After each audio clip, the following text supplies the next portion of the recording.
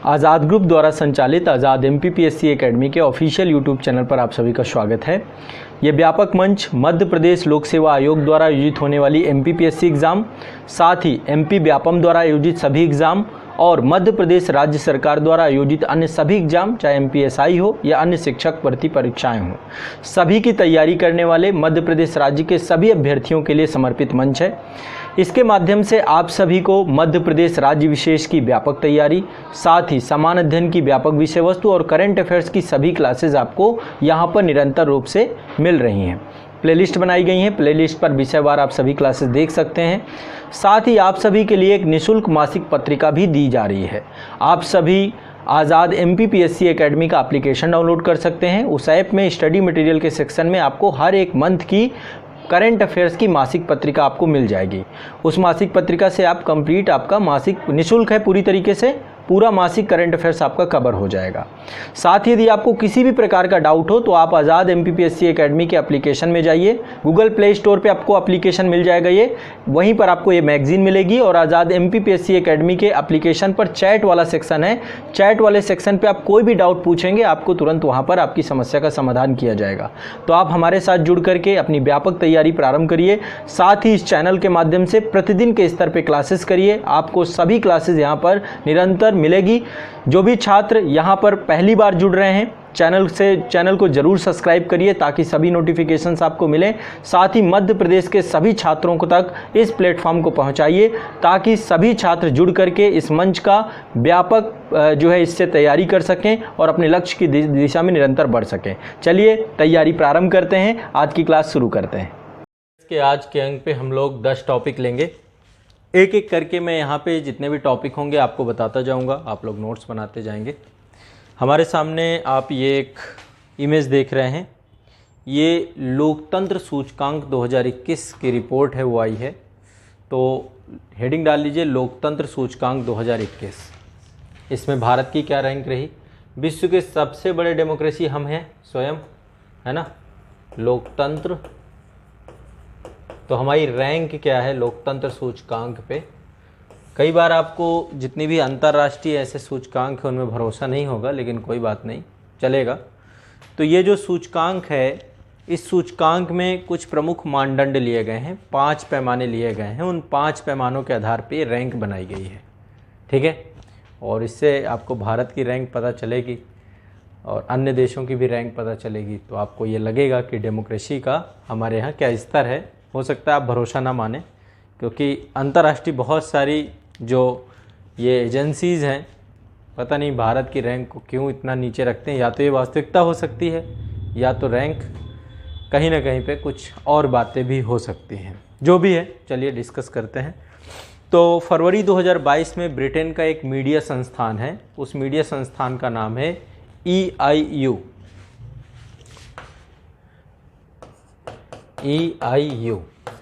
EIU का जो full form है वो है the economist group of economic intelligence unit, ठीक है। The economist group of economic intelligence unit, इसके द्वारा ये सूचकांक जारी किया गया। EIU के द्वारा जारी किया, इकोनॉमिस्ट इंटेलिजेंस यूनिट के नाम से आप इसको याद कर सकते हैं। तो डेमोक्रेसी इंडेक्स 2021 जो है इस संस्था के द्वारा जारी किया जाता है। एक बार फुल फॉर्म फिर बता रहा हूँ, the economist group economic intelligence unit, EIU, economics intelligence unit. तो इकोनॉमिस्ट ग्रुप है, उसी की ही ये संस्था है, इकोनॉमिस्ट इंटेलिजेंस यूनिट, EIU। इस संस्था के द्वारा लोकतंत्र सूचकांक 2021 जो है जारी किया गया। अब इसमें 5 मानदंड थे, 5 पैमानों के आधार पे ये सूचकांक आपका जारी हुआ। इसमें लगभग टोटल 165 देश थे, ठीक है। 165 देशों को इसमें रखा गया और 165 देश जो थे उनमें 5 मानदंड क्या थे? एक तो पहले थी चुनावी प्रक्रिया, लोकतंत्र के लिए सबसे बड़ी चीज़ होती है। तो पहले तो चुनावी प्रक्रिया इसमें रखी गई कि कैसे कहाँ का चुनावी प्रक्रिया है। दूसरा, नागरिकों की स्वतंत्रता को लेकर के किसी डेमोक्रेसी में कितना प्रोटेक्शन है, सरकार की कार्यप्रणाली क्या है, राजनीतिक भागीदारी क्या है, और एक तरीके का पॉलिटिकल कल्चर क्या है, यानी राजनीतिक संस्कृति क्या है। तो ये 5 चीज़ें थी। चुनावी प्रक्रिया, ठीक है, चुनावी प्रक्रिया में मतलब कितने वर्ग के लोग सम्मिलित होते हैं, या सारी चीज़ें, डेमोक्रेसी का मतलब यही है। तो चुनावी प्रक्रिया, बहुलवाद साथ में जुड़ गया, नागरिकों की स्वतंत्रता, सरकार की कार्यप्रणाली, राजनीतिक भागीदारी और पॉलिटिकल कल्चर यानी राजनीतिक संस्कृति। ठीक है, अब इस सूचकांक पे आपको क्या लगता है कि टॉप 5 कंट्रीज कौन से होंगे? हाँ नंबर 1 पे नॉर्वे है, नंबर 1 पे लिख लीजिए नॉर्वे। ठीक है, नंबर 2 पे न्यूजीलैंड है, न्यूजीलैंड ये भी एक अच्छी कंट्री है जहाँ पे, ठीक है। तो नंबर 1 पे नॉर्वे है, याद कर लीजिए, लोकतंत्र सूचकांक 2021 फरवरी में ये जारी हुआ है। नंबर 1 पे आपका नॉर्वे है, नंबर 2 पे आपका न्यूजीलैंड है, फिर इसके बाद क्या होगा? फिनलैंड, नंबर 3 में आपका फिनलैंड है, नंबर 3 के बाद नंबर 4 में आपका है स्वीडन और फिर आइसलैंड। बस वही कंट्री घूम फिर के आ गए आपके, स्वीडन और फिर है आपका आइसलैंड।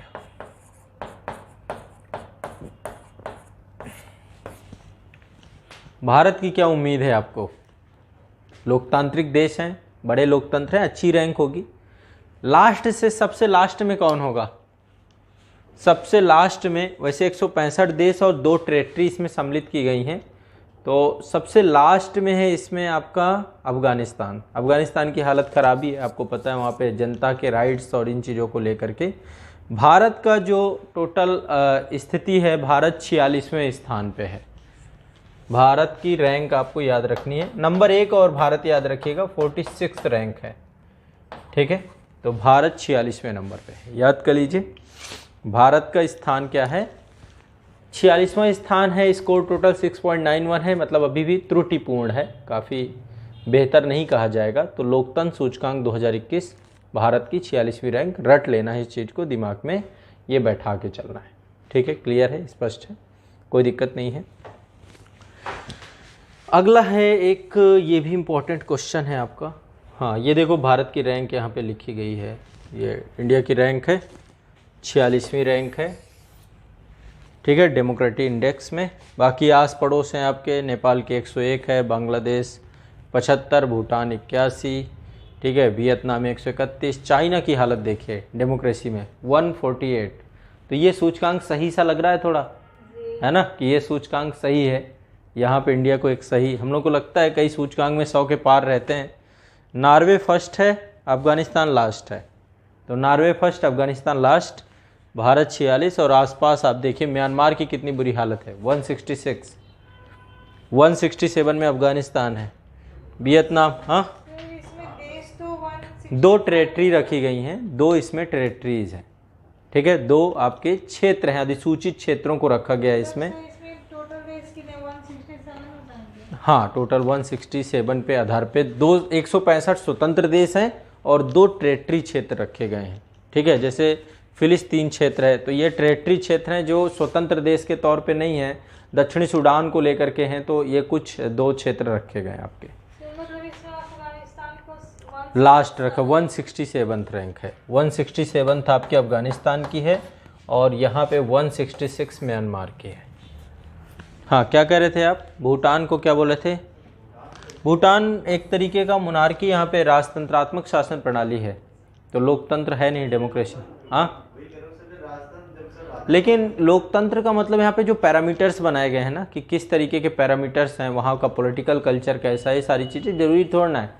डेमोक्रेसी का मतलब यहाँ पे ये है कि जनता को लेकर के कितना अपना पक्ष रखने के लिए जनता का शासन। तो राजतंत्रात्मक व्यवस्था तो ब्रिटेन में भी है, पर राजतंत्रात्मक लोकतंत्र है वहाँ पे, है ना, वहाँ पे भी राजतंत्र है पर लोकतंत्र भी है, वहाँ पे जनता अपना शासक चुनती है। तो ऐसा नहीं कि जापान में भी राजतंत्रात्मक व्यवस्था है ना। हमारे देश में गणतंत्रात्मक, गणतंत्र मतलब देश का मुखिया चुना हुआ होना चाहिए, वंशानुगत नहीं होना चाहिए। तो बहुत सारे देश ऐसे हैं जिन्होंने राजतंत्रात्मक व्यवस्था चुन रखी है, लेकिन साथ में लोकतंत्र भी है, गणतंत्रात्मक व्यवस्था भी है। हाँ, नॉर्थ कोरिया तो एक तरीके से तानाशाही व्यवस्था है, नॉर्थ कोरिया का यहाँ पे डेटा नहीं है, पर स्थिति नॉर्थ कोरिया की भी बुरी है। उत्तर कोरिया 165वें नंबर पे है, 165 में उत्तर कोरिया है। हाँ, म्यांमार में सैन्य शासन लगता रहता है टाइम टू टाइम पे, है ना, फ्रिक्वेंटली। अफ़गानिस्तान में तो आपको पता है सैन्य पूरा तख्ता पलट ही हो गया, वहाँ पे नागरिक बेचारे भागने को और जो उनकी स्थिति थी वो सब आपने देखा। ठीक है, तो भारत का याद रखना है। चलिए अगला है आपका थोड़ा सा इम्पोर्टेंट है, मिज़ोरम से है अगली खबर, याद रखना है इसको। ये मिज़ोरम का एक गांव है, ठीक है, और इस गांव को मतलब कि ये पहला ODF गांव वहाँ का बनाया गया है। मिज़ोरम की राजधानी क्या है? आइजोल। आइजोल में ही एबॉक एक क्षेत्र है, एबॉक एरिया, एबॉक एक ब्लॉक के तौर पे है। उस ब्लॉक में एक जगह है दक्षिणी मबुआंग, दक्षिणी मबुआंग, मबुआंग, ठीक है। दक्षिणी मबुआंग क्षेत्र में ये गांव है, इसको ODF क्षेत्र घोषित किया गया है, ठीक है। इसको ऐसे भी लिख सकते हैं मबुआंग, मबुआंग, ठीक है, इस तरीके से। तो दक्षिणी मबुआंग क्षेत्र को ODF घोषित किया गया है। ODF का मतलब क्या है? खुले में शौच से मुक्त। साथ ही यहाँ पर ठोस और तरल अपशिष्ट प्रबंधन की भी व्यवस्था है, ठीक है। सॉलिड वेस्ट मैनेजमेंट को लेकर के भी यहाँ पे पूरी व्यवस्था की गई है। तो एक तरीके से ये मिजोरम का पहला गांव है, हो सकता है पूछ ले आपसे, दक्षिणी मबुआंग गांव, ठीक है, ये लिख लीजिए। पहला मिजोरम का ODF खुले में शौच से मुक्त, जहाँ पे ठोस और तरल अपशिष्ट प्रबंधन की व्यवस्था बनाई गई है, इस तौर पे जो है ये, ठीक है। तो इसमें जितना ODF के तहत ठोस तरल अपशिष्ट प्रबंधन, साथ में कचरा प्रबंधन, है ना, मल कीचड़ प्रबंधन, प्लास्टिक अपशिष्ट प्रबंधन, इन सब चीज़ों को लेकर के चला गया है। इस गांव को 2021 में एक और पुरस्कार भी मिला था, उस पुरस्कार का नाम भी लिखिए, राष्ट्रीय पंचायत पुरस्कार से सम्मानित भी किया गया ये गांव, ठीक है। राष्ट्रीय पंचायत पुरस्कार से इसको सम्मानित किया गया है, मबुआंग, ये याद रखिएगा, दक्षिणी मबुआंग, ठीक है। ये ODF फ्री हुआ है, ये एक इम्पॉर्टेंट है, बस इतना ही ध्यान रखना है। सर ये सिर्फ मिजोरम का देश का? मिजोरम का पहला है ये, ठीक है। अगला है, देखो अभी क्या है, जैसा कि आपको देख रहे हैं ग्लोबल वार्मिंग हो रही है, जलवायु परिवर्तन हो रहा है, क्लाइमेट चेंज हो रहा है, तो इसको लेकर के भारत का जलवायु वक्तव्य आया है। 14 जनवरी 2022 को भारत मौसम विज्ञान ने भारत जलवायु वक्तव्य जारी किया है अपना। तो इसके अंतर्गत एक रिपोर्ट है आपकी, इस रिपोर्ट में जो है बताया गया है कि भारत में जलवायु के तापमान की क्या स्थिति रही। तो लगभग जो है 1901 के बाद जो है 2021 जो है, पिछला साल जो था, मुझे लगता है ये साल भी रिकॉर्ड तोड़ देगा। 2021 साथ में 3-4 और मैं आपको 5 टोटल, जो 2020 के बाद, सन 2000 के बाद जो है टोटल 5 हैं आपके, 2009, 2010, 2016, ठीक है, 3 तो ये हैं। इसके बाद 2017 और साथ में 2021, ठीक है, इतने टोटल हैं, 2017, 2021, 2017, 2021। ये क्या है, सबसे गर्म साल जो है दर्ज किए गए हैं भारतीय मौसम विज्ञान के द्वारा। हेडिंग आप डाल लीजिए, भारत का जलवायु वक्तव्य, भारत का जलवायु वक्तव्य। तो उसमें से 14 जनवरी 2022 को ये रिपोर्ट जारी की गई भारतीय मौसम विज्ञान के द्वारा, IMD के द्वारा ये रिपोर्ट जारी की गई, और इस रिपोर्ट में इन 5 सालों को जो है सबसे गर्म साल करार दिए गए, ठीक है, ये सबसे गर्म। तो 2021 जो है इस साल का 1901 के बाद देखा जाए तो 1901 के बाद 5वां सबसे गर्म साल रहा 2021, ठीक है। तो ये ध्यान में रखना है आप लोगों को, ठीक है। वायु का जो तापमान है औसत तापमान से लगभग 0.44 डिग्री सेंटीग्रेड ज़्यादा गर्म महसूस किया गया। तो सामान्य तापमान से आपका 0.44 डिग्री तापमान बढ़ा है, यानी ग्लोबल वार्मिंग की दशा में जा रहे हैं हम लोग, ठीक, ये ध्यान रखना है। सबसे ज़्यादा जो मौसमी घटनाएं हुई हैं इस टाइम पीरियड पे, सबसे ज़्यादा मौसमी घटनाएं हुई हैं महाराष्ट्र में। महाराष्ट्र में सबसे ज़्यादा मौसमी घटनाएं हुई हैं, लगभग 350 लोग मरे हैं इसमें चरम मौसमी घटनाओं के तौर पे। नंबर 2 पे उड़ीसा रहा है, नंबर 3 पे आपका जो है मध्य प्रदेश, फिर आपका उत्तराखंड, ठीक है। तो मौसमी घटनाओं के अंतर्गत जैसे बिजली की गरज, है ना, ये मौसमी घटनाओं में आती है। ठीक है, बिजली गरजन से सबसे ज़्यादा जो ये वाला एरिया आपका है भारत का पूर्वी क्षेत्र, ये सबसे ज़्यादा प्रभावित क्षेत्र है। खासकर उड़ीसा, पश्चिम बंगाल, बिहार, झारखंड, यहाँ बहुत बिजली गिरती है।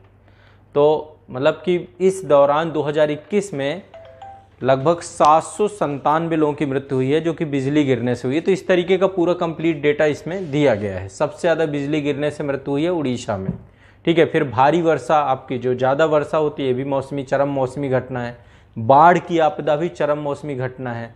भूस्खलन हो जाता है, चरम मौसमी घटना है। तो बहुत सारी आपदा प्रबंधन को लेकर के, और चक्रवातों से भी बहुत सारे लोगों की मृत्यु होती है, 172 लोगों की मृत्यु हुई है।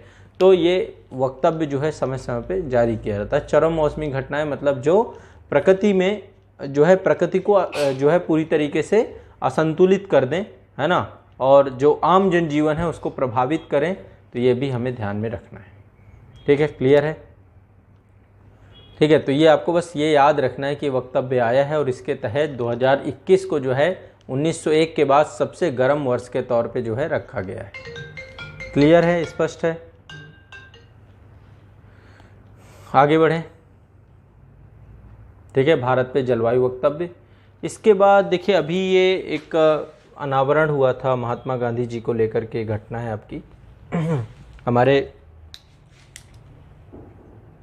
हाँ, ये मौसम विज्ञान को लेकर के है।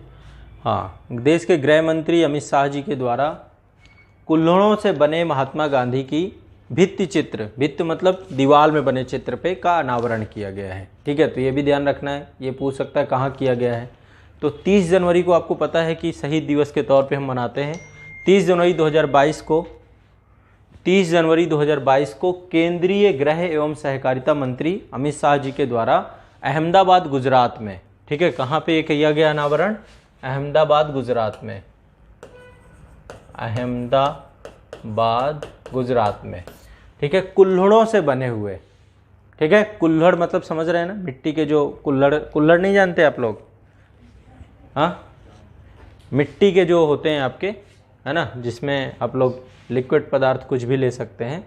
तो कुल्हड़ों से बने हुए ये दीवार पे जो है पूरे के पूरे महात्मा गांधी के भित्ति चित्र को बनाया गया है।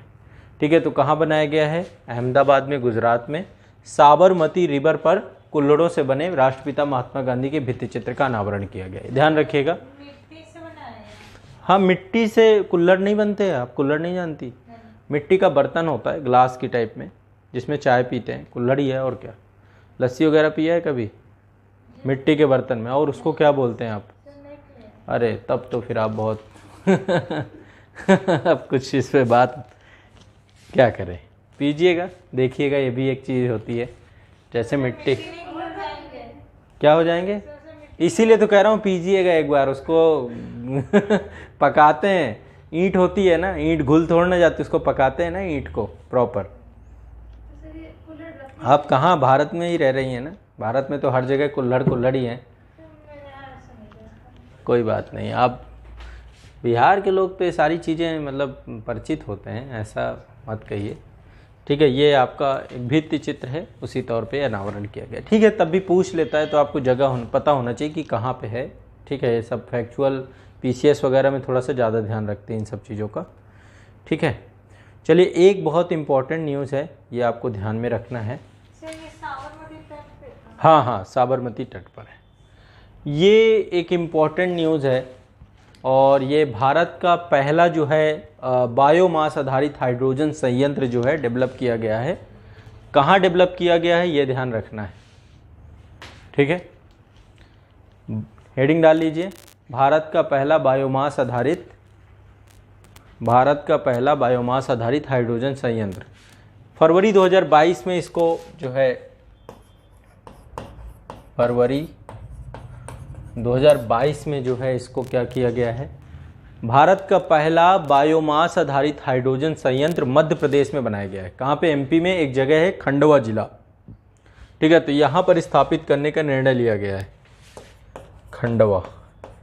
हाइड्रोजन आने वाले समय का फ्यूचर है। जितनी भी इलेक्ट्रिक कार के साथ साथ हाइड्रोजन कार भी आने वाले समय में देखने को मिलेंगी।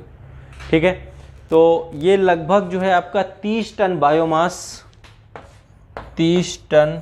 बायोमास की कैपेसिटी से बनाया गया है। ठीक है, इससे क्या होगा, 30 टन बायोमास का प्रयोग करके 1 टन हाइड्रोजन का उत्पादन किया जाएगा।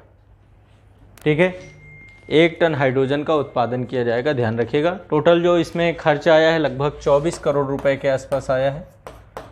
24 करोड़ रुपए का जो है खर्च आया है।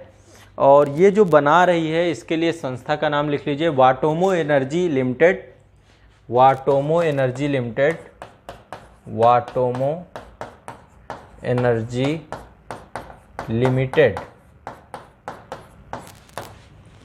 ठीक है, वाटोमो एनर्जी लिमिटेड तथा बीजल ग्रीन एनर्जी, दूसरी संस्था है बीजल ग्रीन एनर्जी। इन दोनों के संयुक्त उपक्रम से बनाया गया है ब्रीजल ग्रीन एनर्जी। ठीक है, ये दोनों संस्थाएं हैं, वाटोमो एनर्जी लिमिटेड और बीजल ग्रीन एनर्जी।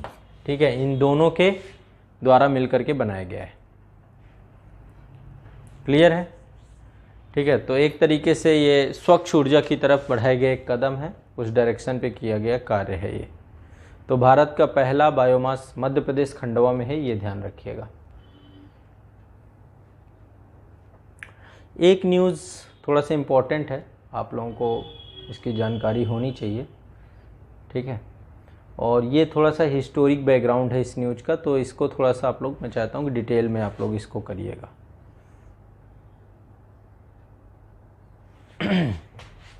इसको सबसे लास्ट में न्यूज़ मैंने कवर की है आपकी।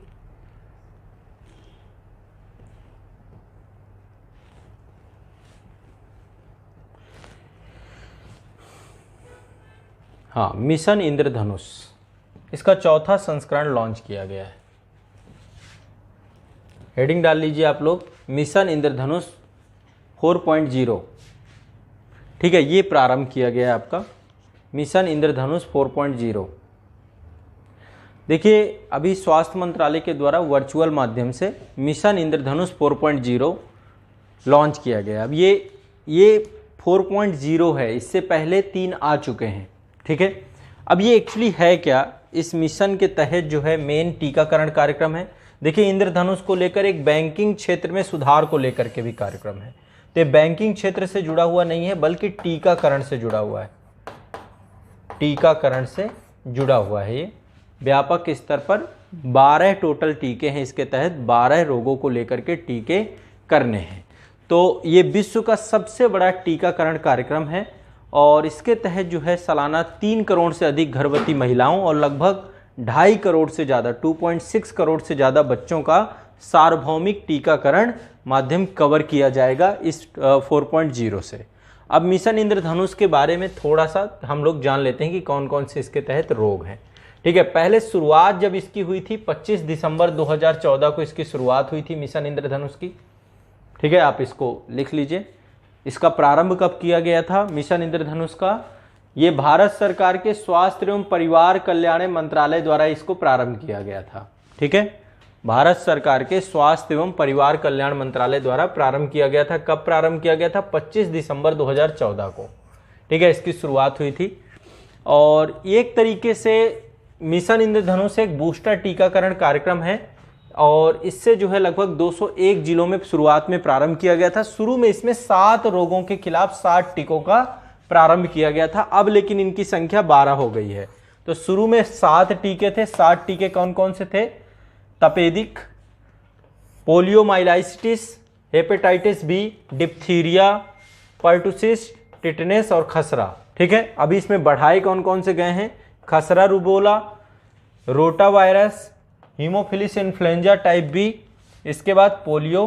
तो ये टोटल जो है आपके बढ़ाए गए जितने भी टीके हैं। तो टोटल अभी 12 टीके की सूची है और इन 12 टीकों के अंतर्गत जो है ये कार्यक्रम अब लगातार कई चरणों में ये कार्यक्रम आपका प्रारंभ हुआ है। ठीक है, पहला ये 2014 में प्रारंभ हुआ, 2014 के बाद इसको और व्यापक करते गए। ठीक है, इसमें अभी टोटल 12 वैक्सीन है। 12 वैक्सीन है। शुरुआत में टोटल 7 वैक्सीन थी। 12 वैक्सीन इसके अंतर्गत डिप्टीरिया, काली खांसी, टिटनेस, पोलियो, टीबी है ना, टीबी ही आपका तपेदिक बोलते हैं, 6 रोग जिसे बोलते हैं, तो टीबी इसके अंतर्गत है। हेपेटाइटिस बी है, ठीक है, निमोनिया है, ऐसे करके कई सारे जो है आपको इसमें मैंने आपको बताया। अब इसके तहत आपको ये समझना होगा कि ये कितने चरणों में चल चुका है। लगातार ये अभी कोविड के दौरान भी जो है इसको लगातार भारत सरकार का प्रयास है कि इसको और विस्तारित किया जाए। तो सबसे पहले मिशन इंद्रधनुष 2014 में प्रारंभ हुआ। उद्देश्य क्या था? व्यापक सार्वभौमिक टीकाकरण करना। इसके बाद जो है मिशन इंद्रधनुष को मतलब कई योजनाएं पहले भी टीकाकरण की चल रही थी, कोई ये ऐसा नहीं कि पहली योजना है। सबसे पहले टीकाकरण के लिए 1978 में कार्यक्रम आया था। 1978 में स्वास्थ्य परिवार मंत्रालय के द्वारा प्रतिरक्षण विस्तारित कार्यक्रम लाया गया था। ठीक है, 1978 में एक कार्यक्रम था प्रतिरक्षण विस्तारित कार्यक्रम। बाद में 1985 में इसको सार्वभौमिक प्रतिरक्षण कार्यक्रम में बदल दिया गया। तो 1985 में फिर दूसरा कार्यक्रम आया और इसके बाद लगातार ये होते हुए जब नई सरकार आई तो 2014 में इसी का नाम मिशन इंद्रधनुष यानी कि व्यापक स्तर पे जो है टीकाकरण अभियान के तहत मिशन इंद्रधनुष लेकर के आया गया। तो बच्चों को उम्र के हिसाब से जो है टीका आपका लगता है, गर्भवती महिलाओं को टीका लगाया जाता है। ठीक, इसके बाद आपका सघन मिशन इंद्रधनुष कार्यक्रम लाया गया 2017 में। तो पहले मिशन इंद्रधनुष कार्यक्रम, फिर आपका सघन मिशन इंद्रधनुष कार्यक्रम 2017 में आया। ठीक है, 2017 के बाद जो है मिशन इंद्रधनुष 2.0 आया। ठीक है, सब में उद्देश्य वही है कि व्यापक स्तर पर टीकाकरण कवरेज कराना है। तो 2019-20 में जैसे कि पोलियो कार्यक्रम जो था आपके, इसके 25 साल पूरे हो रहे थे। ठीक है, पल्स पोलियो कार्यक्रम पहले चलता था, अभी भी है। तो पोलियो अभियान के 25 साल पूरे हो रहे थे, तो एक राष्ट्रव्यापी टीका अभियान के लिए सघन मिशन इंद्रधनुष 2.0 प्रारंभ किया गया। ठीक है, 2.0, इसमें सघन मिशन इंद्रधनुष और इसमें सघन मिशन इंद्रधनुष 2.0। ठीक है, व्यापक तौर पे टीकाकरण के लिए टोटल भारत के 27 राज्यों में 272 जिलों को इसके तहत जोड़ा गया। इसके बाद आपका मिशन इंद्रधनुष सघन मिशन इंद्रधनुष कार्यक्रम 3.0 जो आपका आया कोविड के दौरान आया 2021 में, है ना। 2021 में कोविड के टीके के अलावा, कोविड का टीका चूंकि यूनिवर्सल टीका था, सभी को लगना था, तो उसके साथ साथ अन्य जितने भी टीके हैं उन तक सबकी पहुंच सुनिश्चित कराने को लेकर के ये आया। और अभी जो आया है मिशन इंद्रधनुष 4.0 आया है। ठीक है, 2022 में। तो ये आपको थोड़ा सा ध्यान रखना है। ये आपका 2.0 है, ये सघन मिशन इंद्रधनुष 1.0, 2.0, 3.0, 4.0। तो इस तरीके के संस्करण इसके आते रहेंगे, ये आपको ध्यान रखना है। टीकाकरण को लेकर के एक व्यापक अभियान है। ठीक है, इसकी बड़े स्तर पे मतलब कह सकते हैं कि जब से अभियान चलाया गया है लगभग 3.86 करोड़ बच्चों को और लगभग 96 लाख जो है गर्भवती महिलाओं को जो है कवरेज किया जा चुका है। और इसके तहत जो है व्यापक स्तर पे टीकाकरण कार्यक्रम की वृद्धि हुई है। तो इस तौर पे एक अपने आप में बहुत सफल कार्यक्रम के तौर पे भारत में लगातार इसको देखा जा सकता है। ठीक है, तो मिशन इंद्रधनुष कार्यक्रम आपका चालू हुआ है, ध्यान रखिएगा सभी लोग। क्लियर है, स्पष्ट है, कोई दिक्कत नहीं है इतने में। ठीक है, ये ध्यान रखिएगा, इसको आपको ध्यान रखना है, इसको लेकर के प्रॉपर नोट्स आपको अलग से बना लेना है। चलिए अब आगे चलते हैं। तो एक खबर आपकी ये मिशन इंद्रधनुष है, ये पूछा जा सकता है, यूपीएससी में भी स्टेटमेंट वाइज पूछता है चीज़ें। एक ये है आपका इंडिया श्रीलंका के बीच में ज्वाइंट नेवल एक्सरसाइज हुई है, यानी कि नौसेना अभ्यास हुआ है। देखो इसको लेकर एक सेपरेट क्लास में आपकी लूँगा, देखूंगा नहीं होगा तो कल ही पॉसिबल होगा तो लूँगा। ये बहुत सारे नौसैनिक अभ्यास, थल सेना के अभ्यास, वायुसेना के अभ्यास विभिन्न देशों के बीच में होते हैं। ठीक है, वैसे ही एक अभ्यास है जो कि भारत और श्रीलंका के बीच में होता है, इसका नाम है स्लीनेक्स। इसको ध्यान रखना है, स्लीनेक्स किसके बीच में होता है? भारत और श्रीलंका के बीच में। तो अभी हुआ था 2022 का स्लीनेक्स हो चुका है। भारत श्रीलंका द्विपक्षीय समुद्री सैन्य अभ्यास है, इसका 9वां संस्करण था। ये 7 से 10 मार्च के बीच में हुआ है, 7 से 10 मार्च 2022 ये आपका। ठीक है, तो ये ध्यान रखिएगा, विशाखापट्टनम के तट पर ये हुआ है, भारत के विशाखापट्टनम में। ठीक है, तो इसमें देखो 2 चरण होते हैं आमतौर पे। एक तो बंदरगाह चरण होता है, बंदरगाह के पास जो एक्सरसाइज होती है। दूसरा समुद्री चरण होता है जिसमें डीप ओशन में जा करके, ब्लू वाटर्स में जा करके जो है एक्सरसाइज होती है। ठीक है, तो ये ध्यान रखिएगा, बंगाल की खाड़ी में एक्सरसाइज ये हुई थी। क्लियर है, स्पष्ट है? हाँ बिल्कुल, पैसे तो तो देखो होता क्या है, अब ये जो एक्सरसाइज हैं सारी चीज़ें हैं, तो इन सब चीज़ों को तो अलग से बजट होता है इन चीज़ों के लिए, है ना, और ये कार्यक्रम करने ही होते हैं। इन कार्यक्रमों में नहीं होता तो जैसे भारत है, भारत ने बहुत पैसा दिया है, लगातार अभी हम पैसे दे ही रहे हैं श्रीलंका को, ठीक है। तो ये जो है आपके कुछ प्रमुख, कितनी खबरें हो गई लगभग, हाँ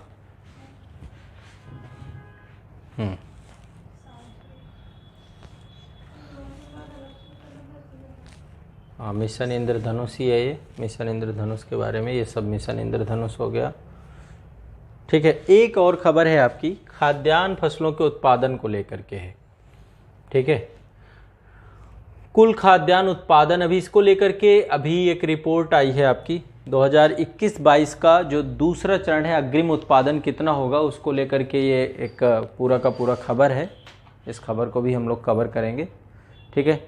ये खबर है उत्पादन को लेकर के।